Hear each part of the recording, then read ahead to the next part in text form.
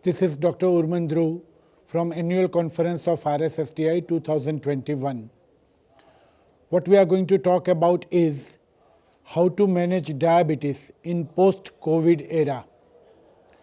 The COVID-19 came as a pandemic very suddenly and caught not only the medical fraternity but the whole world with a lot of surprise. Fortunately, medical fraternity was able to meet with most of the challenges that COVID created.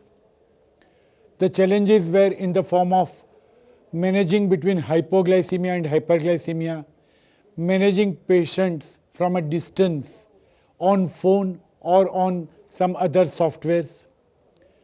The challenges were to manage the diabetes at home with few illiterate patients who were not even knowing the technology, with few physicians who themselves were unaware of the technology, many medicines not available, full diet not available, the appetite of the patients going bad to worse with or without COVID. It was a very tough task, but it seems that at least India and half of the world is coming out of this COVID pandemic. We hope that it continues. But it is now time for us to think how to go ahead in the post-COVID era as far as diabetes management is concerned. We did a lot of efforts, but most of them were experience-based rather than evidence-based. So it is now time for all of us to share our data and to go for evidences. We used many drugs without evidences. We used OHs without evidences. But now few evidences are coming on the horizon and few will be there soon. First and foremost thing would be a lot of patients are hiding themselves. They are avoiding hospital visits. First of all, we have to bring those patients back under the medical care. We have to scrutinize which patients are higher risk, like those who are having HbA1c more than 9 or those who are having uncontrolled blood pressure. Access to the medical care has been made very easy for this group of patients, and that would be the most important priority. During these 18 months, probably many of our patients having diabetes had no access to retinal examination and foot examination. That would be once again another priority that we have to go for, because otherwise there would be lots of patients having diabetic retinopathy worsening would pour in soon with the ophthalmologist. We have also to create a milieu where patients have easy accessibility to pharmacotherapy and monitoring. Never was there a significance of SMBG and SMBP, which is now. We have to tell the patient how to manage blood glucose, how to monitor blood glucose at home, and how significant it is to monitor blood pressure at home. So minimum glucose meter, blood pressure instruments. If the patient is on insulin, enough of insulin storage, how to store insulin, how to manage hypoglycemia, how to get enough of human resources, especially for those elderly patients who are dependent upon some human resources. These are going to be the priorities in next few months. We also have to find out which drugs managing diabetes are safe during COVID, if at all it comes back.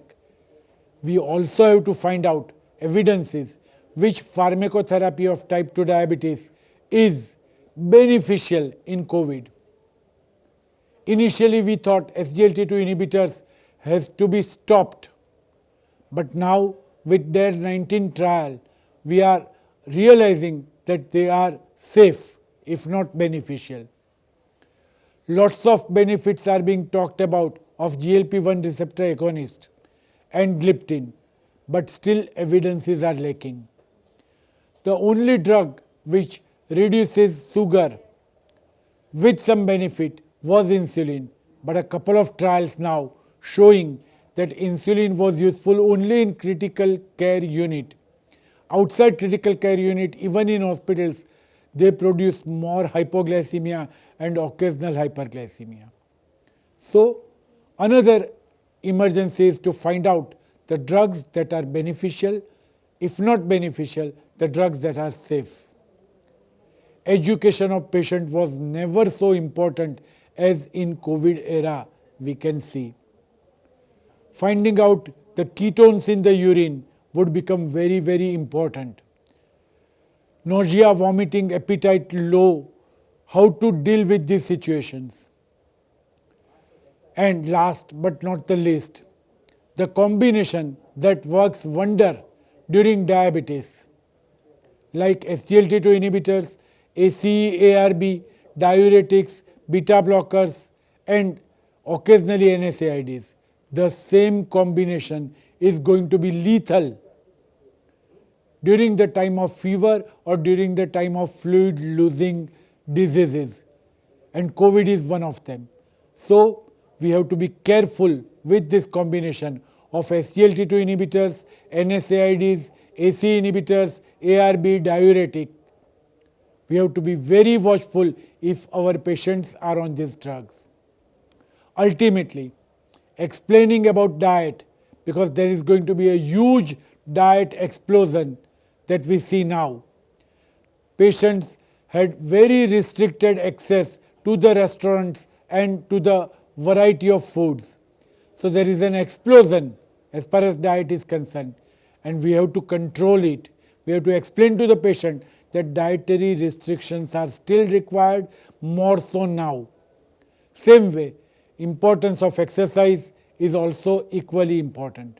During COVID era, many patients had no access to alcohol and smoking. It is high time for us to explain to them to now leave it or leave it completely, smoking and alcohol. So, starting from lifestyle disease to making accessibility to the resources are going to be of prime importance during this post-COVID era as far as type 2 diabetes is concerned. Thank you very much.